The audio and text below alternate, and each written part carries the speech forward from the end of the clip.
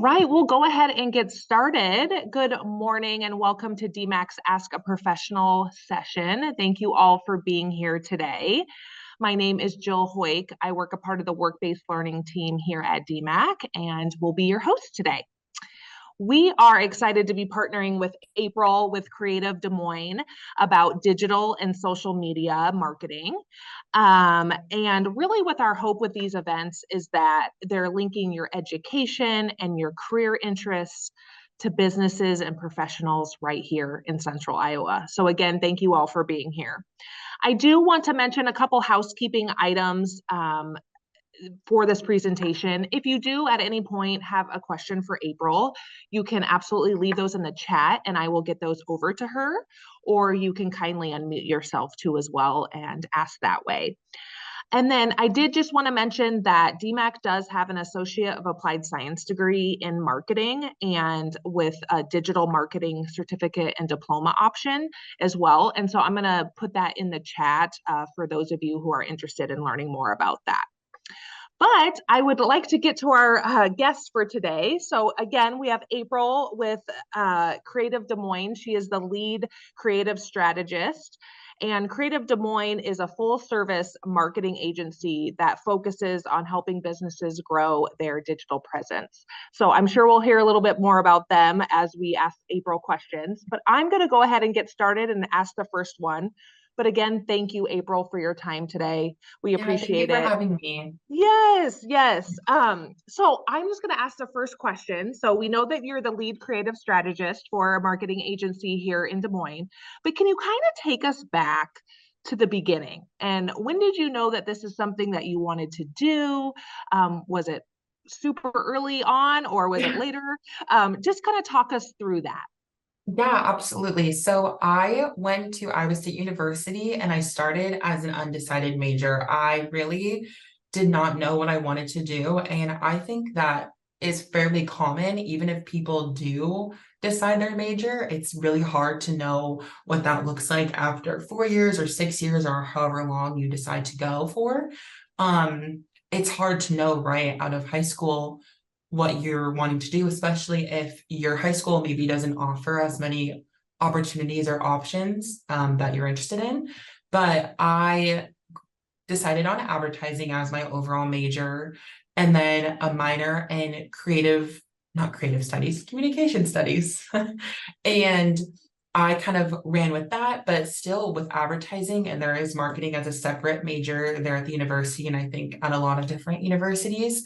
Are college opportunities that kind of provide you with the basics of advertising and marketing, but it's still so broad. It's what does that even mean? I knew that I had that as my major, but even if friends and family would ask me what I was looking to do with that, I really didn't know what to tell them. I knew that the topics interested me, but I wasn't sure how. So it kind of, what started me here at Creative DSM is I saw a posting on my class of 2022 job board on Facebook. And it was someone who was working here currently. They were posting about all the different things that they do here. They're looking for summer interns. I was in need of an internship, and that's how I really started. And it seemed like the perfect fit. I was really interested in social media, but sometimes it can be hard to picture what social media careers look like outside of influencing. That seems to be like the main one, but if you don't already have a following, what does that exactly mean? And if you want to help people do that for their own brands, how do you get started in that? So that's kind of how I got started, was seeing that listing and then applying for the internship and then starting that way. That's really great that you mentioned internships. I think, like you mentioned, it's just a great way to get your foot in the door with a company, but also whether you like the company yourself and the job that you're doing is that maybe the Yes. direction when, marketing is so broad, there's lots of different entities with that. So thank you for mentioning that. And that's something, was that a part of like a class at Iowa State? Was it an internship class? Yep. Or So for the advertising degree, you are required to take an internship course.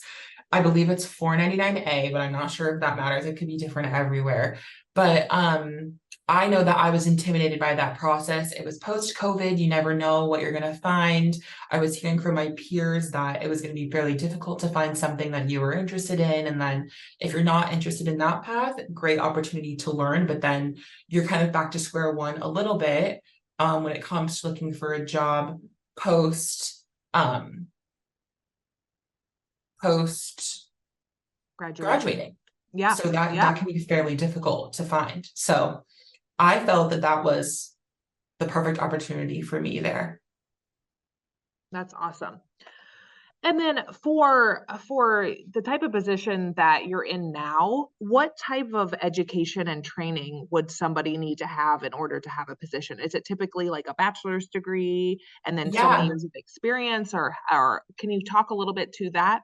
absolutely. So I personally know that a lot of places, especially in the area, do require a bachelor's degree. I'm not sure if they require it in advertising or marketing specifically, but usually that 4-year degree. But I know that even here at Creative DSM, our personal experience, we're really looking for someone who has those skills and that passion behind it, and not necessarily that college education for those 4 years.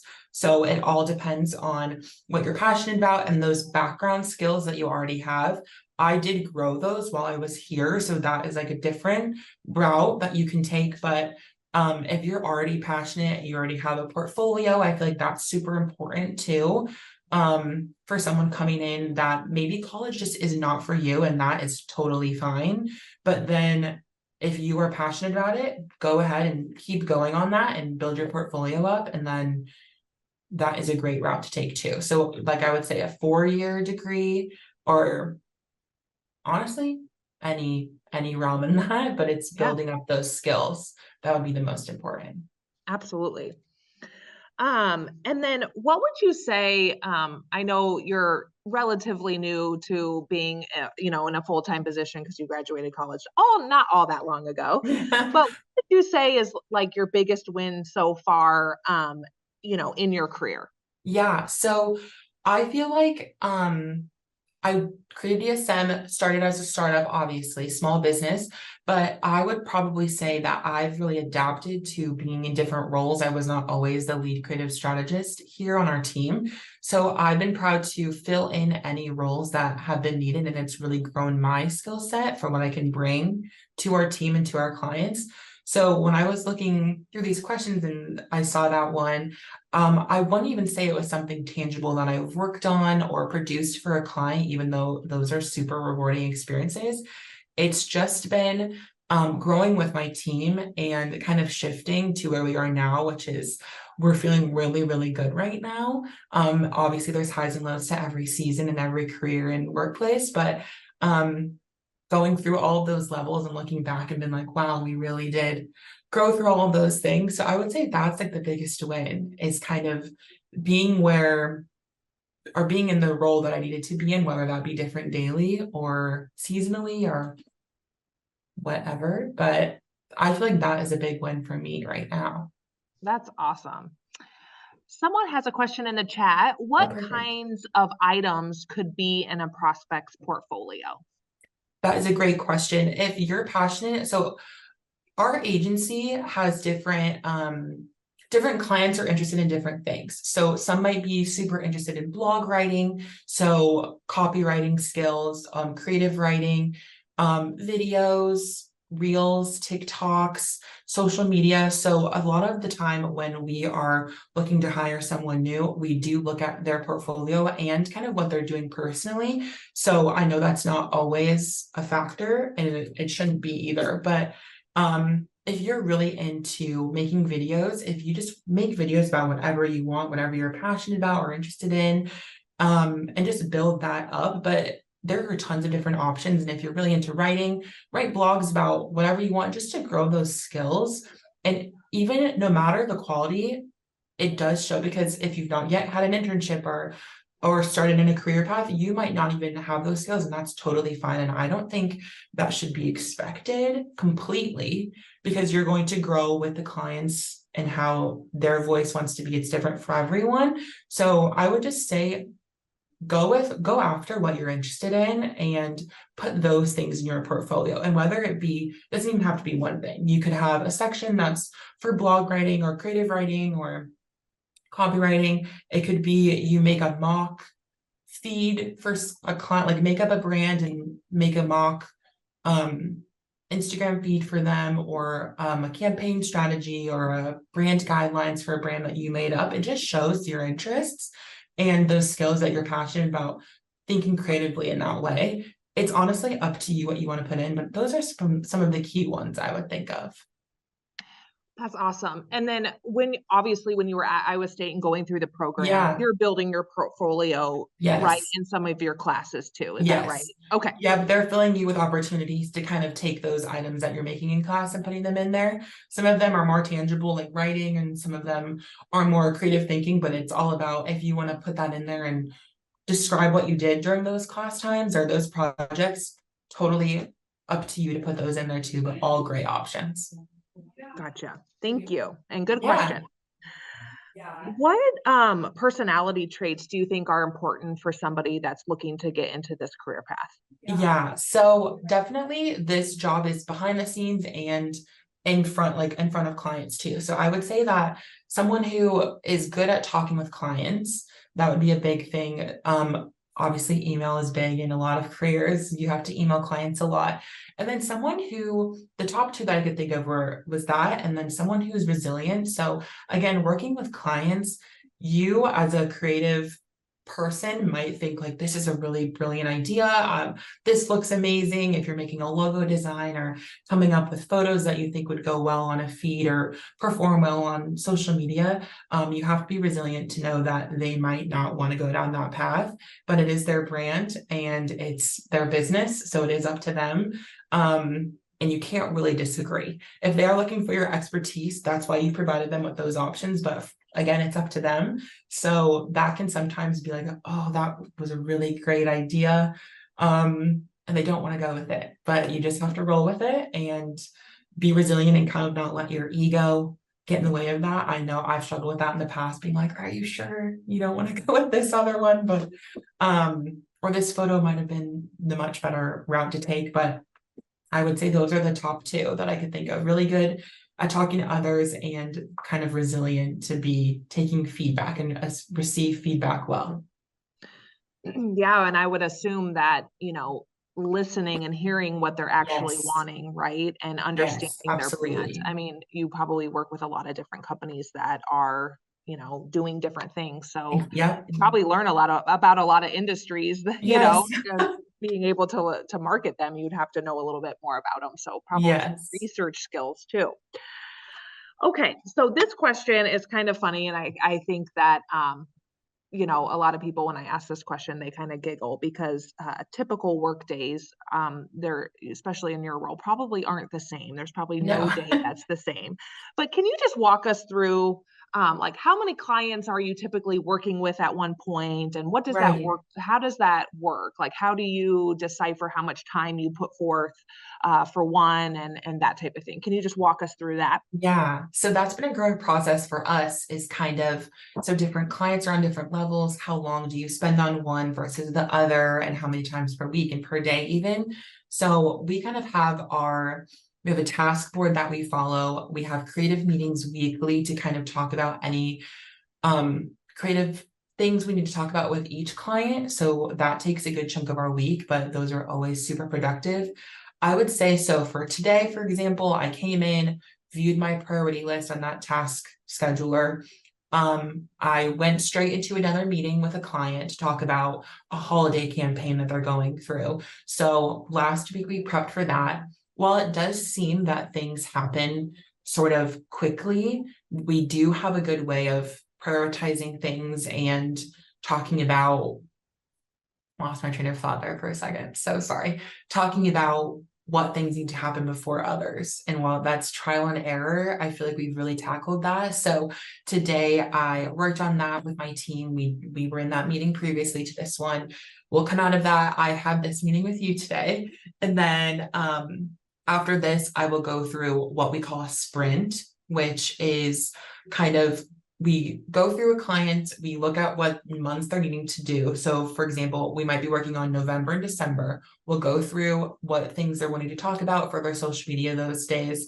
We'll come up with all the copy for that and the social graphics, whether that be pictures or graphics or whatever they might be wanting to put out. And I'll put that together. A lot of emailing clients, a lot of seeing what things happen. It is a lot of what might happen today and whether or not it's urgent or not urgent. We'll put that in our queue accordingly. So I would say, to go back to the center of your question, I'll probably touch at least 10 clients a day.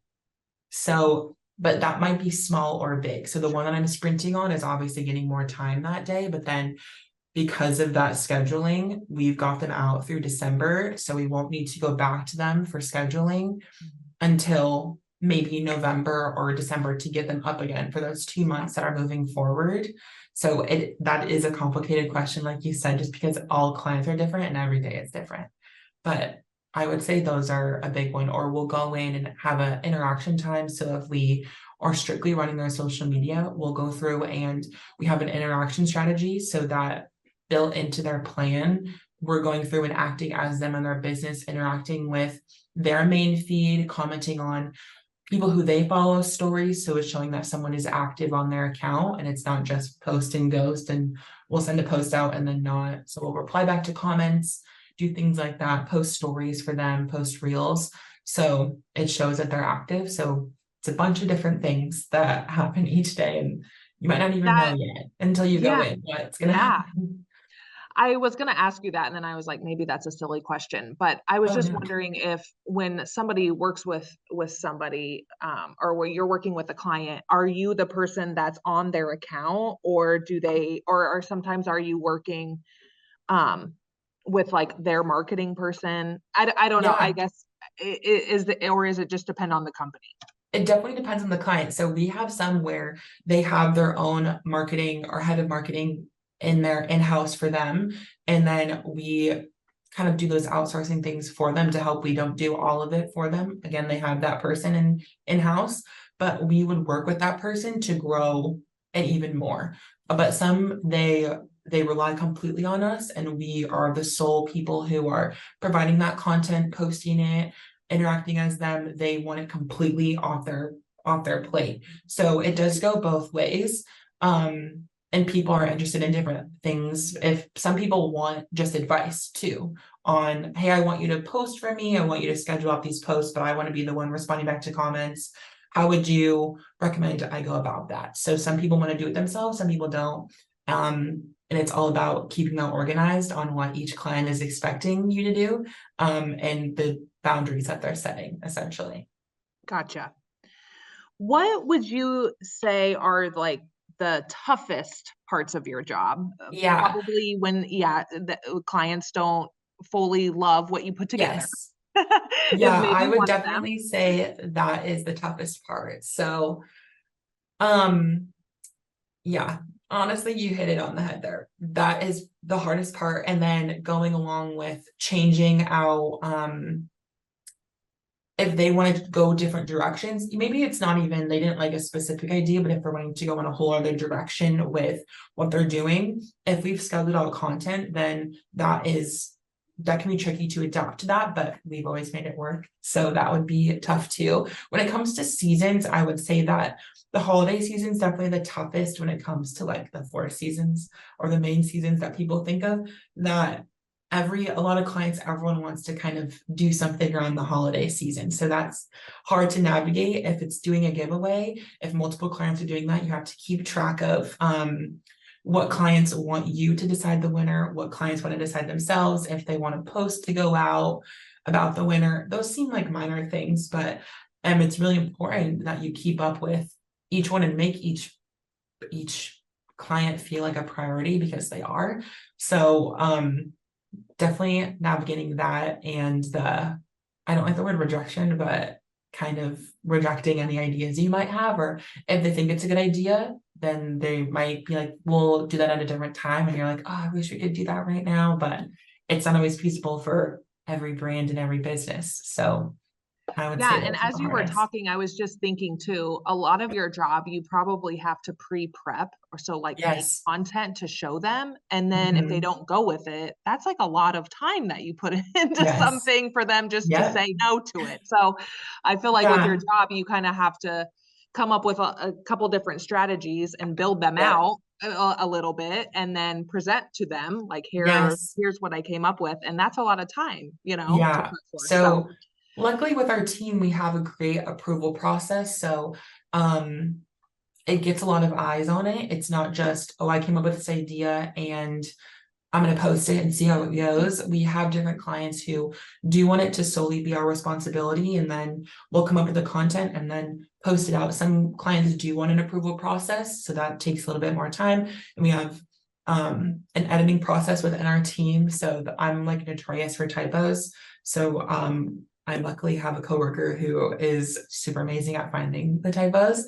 So I'm lucky to have her, but that can be difficult too. So yes. all And that. then since you're based out of Des Moines, do you have clients outside of Des Moines and even outside of Iowa, or are you strictly working with businesses right here? Yeah, so typically we are working with businesses that are in the Iowa area, but they do not Iowa's not or Des Moines is not their sole area where they work in. It's just we're working with that office, but it's still working again with the whole branch, if that makes sense. Yeah, because So we have sometimes they ones who have, multiple yes. businesses in different locations. So I Yeah, understand. so we'll work with some who they have locations out the Midwest, but they're centered here. So far it's been in Iowa, but we're always looking to expand. Some clients are strictly virtual like this, so we've never met them in-house, which is totally fine. Again, it's super helpful, the technology that we all have access to now, to work together in that way and collaborate in that way. But we're definitely are looking to expand and would not just restricted to Iowa, but so far they've been right here at home. So That's great. yeah. How many hours would you say that you put in a typical week? And does it Yeah, just depend on so the week sometimes, probably? definitely. So it's usually around 40, so the typical 40-hour work week. If there is an event, so another big role that I've been growing into is networking and kind of growing in different Chamber of Commerce events. So going out and participating in those, whether that's a ribbon cutting or a young professionals group, there's like golf outings or different events of samplings that people do. So that's been growing a lot, and that would definitely tack on a little bit more time, but it all pretty much evens out. The variety doesn't make it feel like it's totally exhausted of working more hours. So the 40-hour work week, I would say, is pretty standard of what we're up to. Gotcha. And then if you could start all over again, would you change your career path in any way or change the way that you did it or do more, do less? Anything that Yeah, you would do differently? I really appreciate and think that I was extremely lucky to grow in the way that I have with getting this internship here. I then worked part-time, so the days that I did not have class at Iowa State, I drove down to Urbandale and I worked those days part-time. And then after graduation, I worked full-time. I know that that is a huge blessing that does not happen as often as we would all hope and like it to. So I was extremely blessed in that way. And I think that I learned so much, like I said before, growing in different roles and where I was needed, that I've learned a lot. When I went back to my professors at Iowa State, they said that the different things that I was working on was an extremely beneficial internship experience. So it's really grown my work ethic, and I don't think I would change any part of it. It's made me really invested in this business and in our clients. So I would not change a thing. That's awesome. Does Creative DSM, do they offer internships? Yes, so we've done different internships in the past. Obviously, I was an intern 2 years ago, with a fellow intern at the time. And then each summer we've done an intern since then, and that's been a really good chance for us to grow. And every time it opens our eyes, everyone has different talents and strengths. So after that internship's over, it really opens our eyes to like, okay, we need to expand in this area. We're going to invest in that person, and we really are invested in growth plans. So kind of growing the individual was what I went through too. So we definitely do internships, yes. And is it for students that are in college? Or We've like what's done the requirement? yeah, so it's on, again, I think it's just based on interest level, and the different kinds of skills that you can bring to the table to fill in the things that we're looking for. So, I would not say that it would need to be, college level at all. Okay. And then are those typically posted on your website, Yes, those or, opportunities? yep, so different things like that, or we put them on, I believe, different job boards through different universities or different platforms. I know Gotcha. that we did something with Urbandale High School as well. So adding those in, yes, and then we do have a constant option on our website to fill out a form and then contact us to check out any available opportunities. That's great. Yeah, And I know we're getting to time, so for those of you on the call, if you do have any questions, we'll take those now in the chat. But one question that I had for you, just kind of as a wrap up, is yeah, what advice would you give young people that are maybe on the call or going to listen to this recording later yeah. that want to enter this field? What advice would you give them? Yeah, that's a great question. I really think that it's important to take advantage of all of the things that we have at our fingertips. If you're really interested in videography, but maybe you don't have a camera, you don't know where to start, you resources like YouTube and TikTok, I would go through all of the people who are providing tutorials on that and learn as much as you can. It's a really good resource, especially in the workplace, to show good work ethic that you're resourceful and wanting to grow in those skills on your own. So especially before you even start, if you're like, I learned this straight from myself, I wanted to do this for myself. I would go ahead and use that. There's so many free platforms that you can get information from to grow your skills, or even Canva is there's free options for that can grow creatively and again make those mock-ups. So I think that there are so many, and so many beyond that, what I just mentioned too. Those are just the core ones that you can grow and utilize and build that portfolio and just grow your skills. And that would be my top piece of advice for that. That's great. Someone asked, how do you allocate your resources as a business? Great question. Sometimes I'm visual. I'm like, maybe I need to read it before I answer.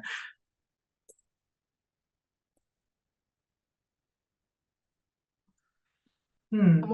I'm wondering if they mean um, like all the different, so I guess off of that, I did have a question that kind of Yeah. goes off of that.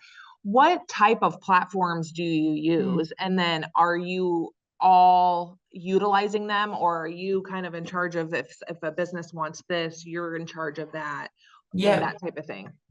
Yeah. So we do adjust per client. So if some people want like newsletters, we adopt whatever platform they're wanting to use, and we do recommend different platforms for that. So the different resources that we use, we primarily use Canva.